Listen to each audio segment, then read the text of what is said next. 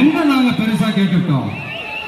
மக்கள் வந்து நிம்மதியா ஃப்ரீயா நின்று பார்க்கறதுக்கு ஒரு இடம், அதை நாங்க தேர்வு செஞ்சு அதுக்கு பர்மிஷன் கேட்கிறோம். ஆனா நீங்க என்ன பண்றீங்க?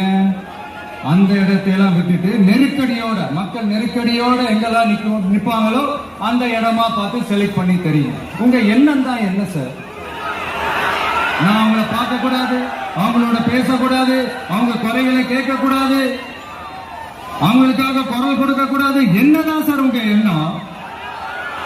சரிங்க சார், ஒரு அரசியல் தலைவர் அப்படின்றதெல்லாம் மறந்துருங்க. ஒரு சாதாரண ஒரு தமிழ்நாட்டு மண்ணோட ஒரு மகனா, ஒரு நம்ம தமிழ் மக்களோட ஒரு சொந்தக்காரனா, என் மக்களை, என் குடும்பத்தை, என் சொந்தங்களை நான் பார்க்க போனா என்ன பண்ணுவீங்க? அப்பவும் தடை போடுவீங்களா? வேணாம் சார். இந்த அடுக்குமுறை, இந்த அராஜக அரசியல் வேணாம் சார். நாம ஒண்ணு இங்க தனியால் இல்லைங்க சார், மாபெரும் மக்கள் சக்தியோட பிரதிநிதிங்க சார், மாபெரும் பெண்கள் சக்தியோட சகோதரன் சார், மாபெரும் இளைஞர் இயக்கமா இருக்கிறோம் சார்.